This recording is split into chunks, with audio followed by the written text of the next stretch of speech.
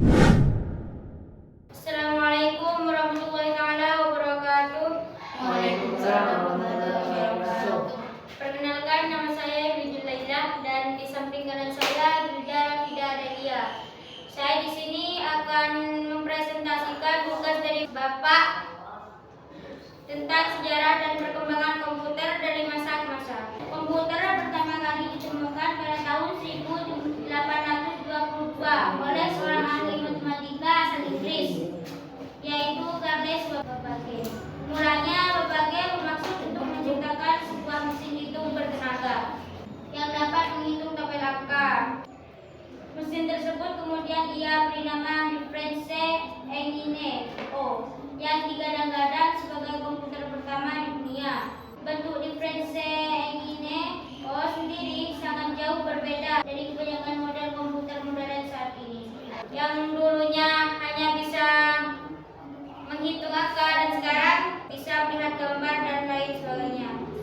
Sejarah perkembangan komputer digital pertama kali dimulai dikembangkan pada tahun 1930. Pengembangan mesin komputer digital pertama kali adalah Alan Turing, yang juga merupakan seorang peneliti matematika. Mempunyai ada 5 generasi. Generasi pertama dari 1940 sampai 1959. Komputer generasi pertama memiliki ciri-ciri utama, yakni ukuran fisiknya yang besar. Karena ukuran fisiknya yang besar, itulah maka memerlukan daya listrik yang besar juga. Kalau yang dulu karena ukurannya yang besar tidak bisa dibawa kemana-mana. Kalau yang zaman sekarang karena ukurannya kecil dan bisa dibawa kemana-mana, bisa dimasukkan dalam tas, bisa dipegang. Generasi kedua dari 1959 sampai 1965. Komputer di generasi kedua menggunakan komponen berupa transistor yang lebih kecil daripada tabung hampa udara. Meski begitu, kapasitas memori utamanya cukup besar dengan proses operasi yang lebih cepat. Dan itu komputer di generasi kedua juga sudah memiliki kemampuan proses real time dan time sharing. Generasi ketiga dari 1965 sampai 1970.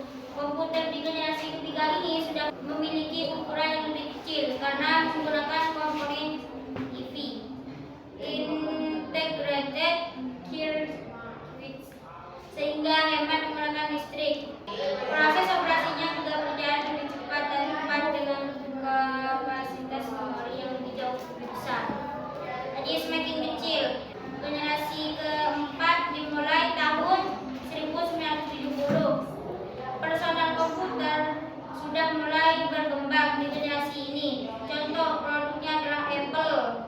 11 memori komputernya sudah menggunakan bentuk chips dan mikroprosesor dan semikonduktor dengan teknologi large scale integration LSI, yang juga disebut dengan bipolar large scale. Jadi lebih modern daripada yang dulu. Generasi yang kelima sekarang, komputer generasi kelima diperoleh oleh negara Jepang telah menggunakan very large scale integration dan artificial intelligence supaya komputer dapat memecahkan masalah sendiri. Selain itu, komputer pada generasi ini juga mempunyai jutaan warna dengan resolusi yang sangat tajam. Jadi komputer dari generasi pertama yang sangat besar, generasi kedua sampai generasi kelima sekarang yang mudah dibawa kemana-mana.